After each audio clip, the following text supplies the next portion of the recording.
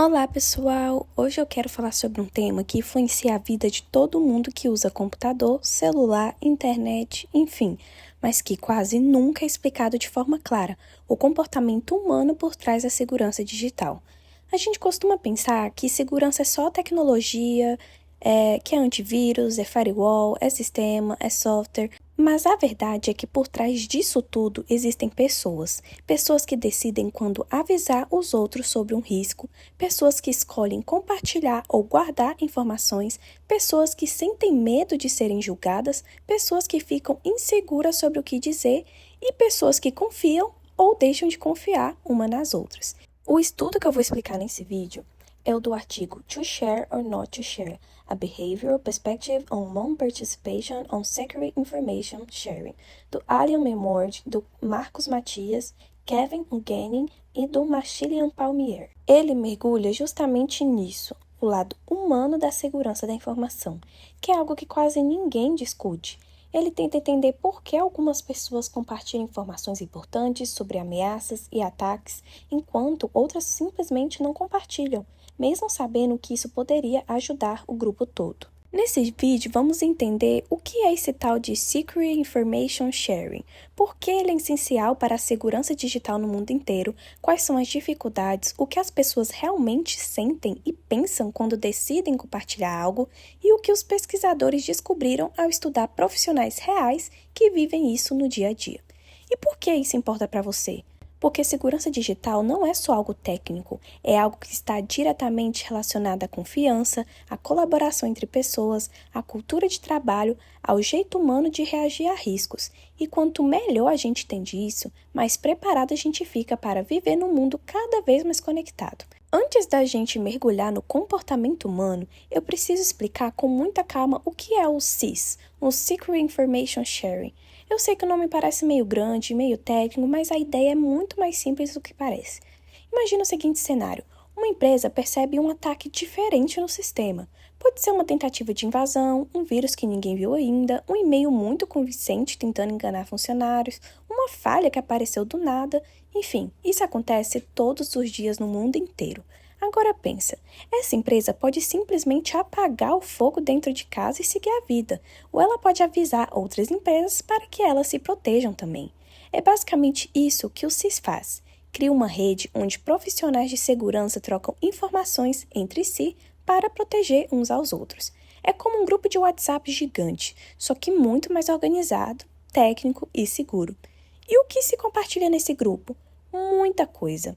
Pode ser alerta sobre vírus novos, avisos sobre golpes que estão surgindo, vulnerabilidades que só aparecem em determinados sistemas, detalhes técnicos sobre ataques, passos para corrigir uma falha, comportamentos suspeitos que valem a pena investigar, ou seja, o compartilhamento não é só sobre dizer "fui atacado", é sobre te ajudar a evitar que o mesmo ataque chegue até você. Agora pensa num exemplo simples. Se só uma empresa sabe que existe um golpe novo, ela consegue se defender. Se ela avisa 100 empresas, 100 empresas se protegem. E se 100 empresas avisam mais 100 empresas, a proteção se espalha como um efeito dominó positivo. O SIS é justamente esse efeito dominó. Ele transforma conhecimento individual em proteção coletiva. Mas o mais interessante e mais triste é que, na prática, isso não acontece como deveria. E o estudo que estamos analisando tenta entender exatamente esses obstáculos. Mas antes de chegar lá, eu quero que você entenda outra coisa. SIS não é só útil, ele é essencial. O mundo digital hoje é muito complexo. Os ataques são mais rápidos, mais inteligentes, mais elaborados. Os criminosos digitais trabalham em rede. Eles compartilham técnicas, ferramentas, experiências, eles cooperam. Então, se o lado do crime está cooperando, por que o lado da defesa não estaria? É isso que torna o SIS tão importante. É uma maneira de equilibrar esse jogo. É como se disséssemos, já que os atacantes trabalham em grupo, nós também vamos trabalhar. Mas, e agora vem um grande mas. As pessoas não compartilham tanto quanto deveriam. E é isso que torna o estudo tão revelador. Agora, para você entender a dimensão do problema, é fundamental que você entenda por que o SIS é considerado tão importante para a segurança digital no mundo moderno. Não é exagero dizer que, em muitos setores, a segurança depende diretamente do nível de colaboração entre empresas e profissionais. Pensa comigo. Empresas grandes, como bancos, companhias de energia, hospitais, aeroportos, instituições do governo, enfim, dependem de sistemas digitais para tudo. Se um ataque derruba o sistema de energia de um país, tudo para.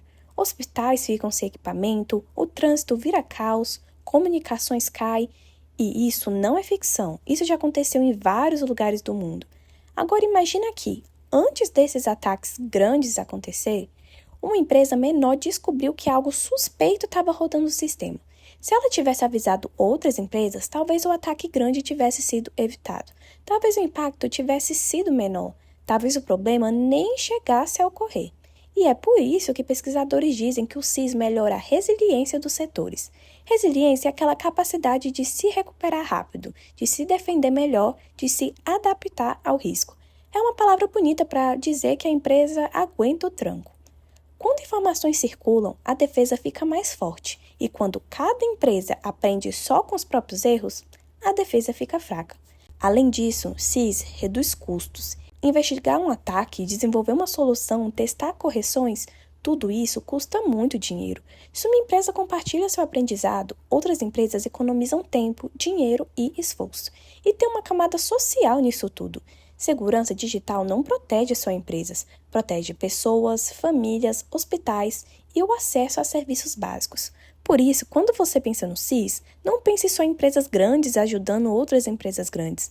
Pense em uma cadeia de proteção que, no final das contas, afeta a nós, cidadãos comuns. Mas apesar disso tudo, apesar de toda essa importância, algo ainda impede as pessoas de compartilhar. E esse algo é o comportamento humano. Agora a gente chega no coração do estudo. Entender por que as pessoas não compartilham informações, mesmo sabendo que isso poderia ajudar todo mundo.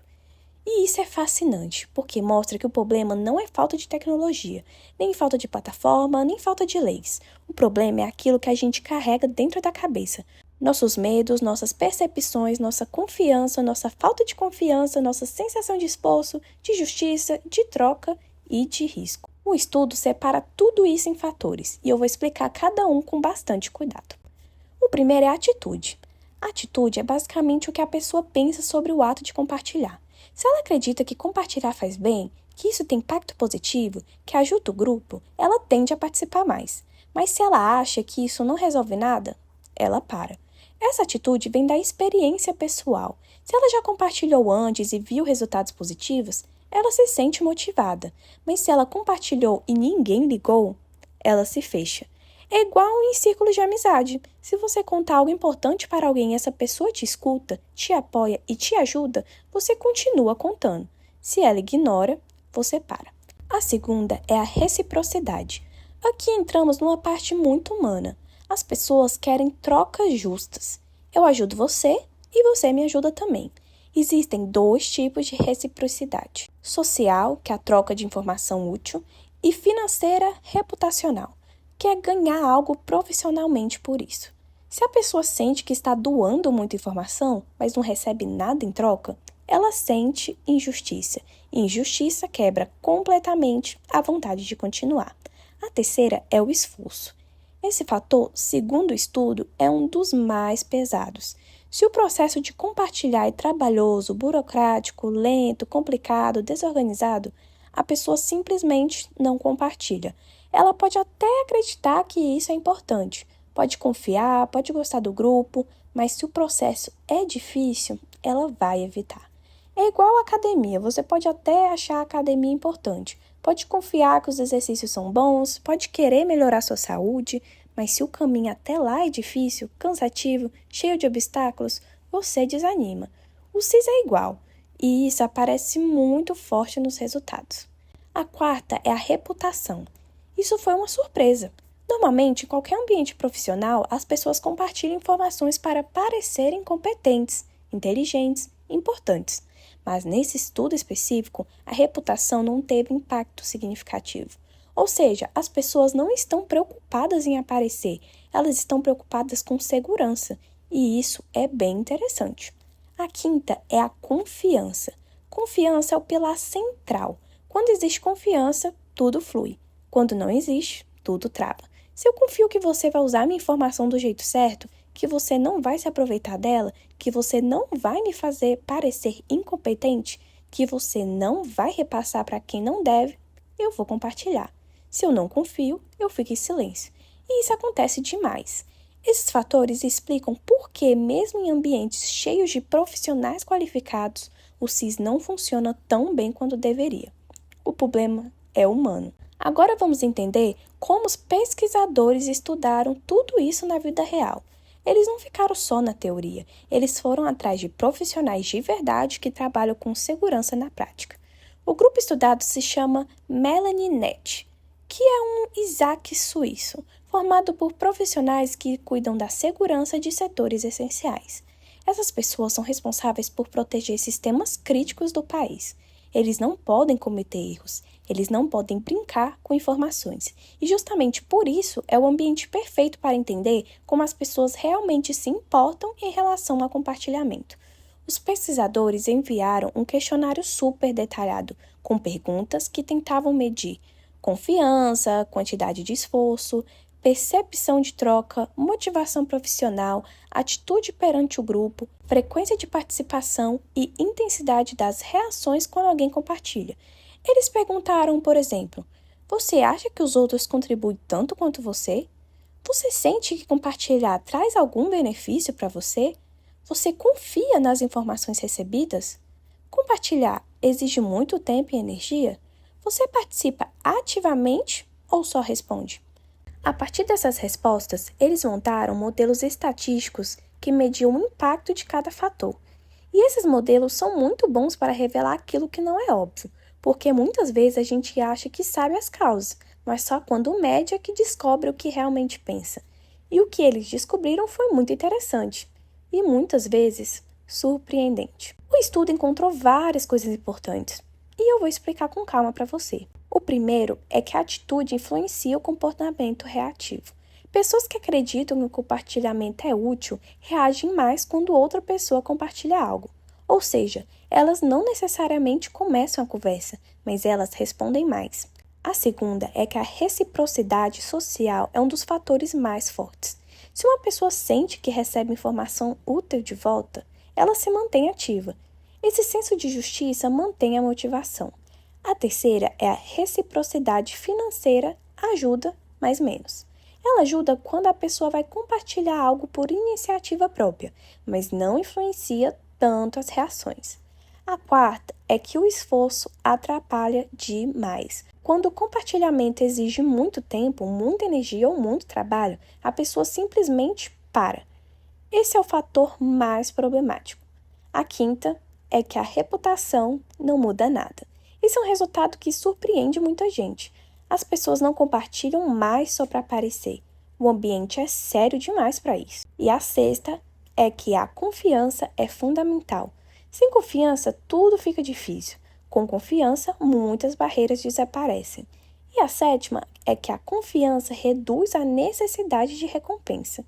Quando existe confiança na troca, a pessoa não exige tantos benefícios profissionais para participar. É como se confiança substituísse parte da motivação financeira. No final, a mensagem é muito clara. O SIS não depende só de tecnologia, ele depende profundamente do comportamento humano. Para encerrar, eu quero reforçar uma ideia central. A segurança digital é, antes de tudo, humana.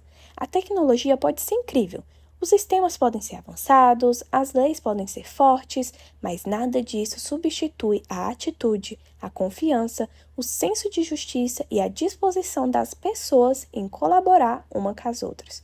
O estudo mostra que, se quisermos criar ambientes realmente seguros, precisamos pensar menos em punição e mais em motivação, menos em obrigar e mais em facilitar, menos em burocracia e mais em confiança, menos em esforço cansativo e mais em processos simples e eficientes. Isso tem impacto na vida real, tem impacto nas empresas, tem impacto na sociedade, tem impacto em cada pessoa que depende de sistemas digitais. E hoje isso significa todo mundo. Eu espero que esse vídeo tenha te ajudado a entender melhor como a segurança digital funciona, quando olhamos para a parte humana e deixa esse pensamento final. A tecnologia protege, mas são as pessoas que decidem se essa proteção vai ser usada da melhor forma possível. Muito obrigada pela atenção!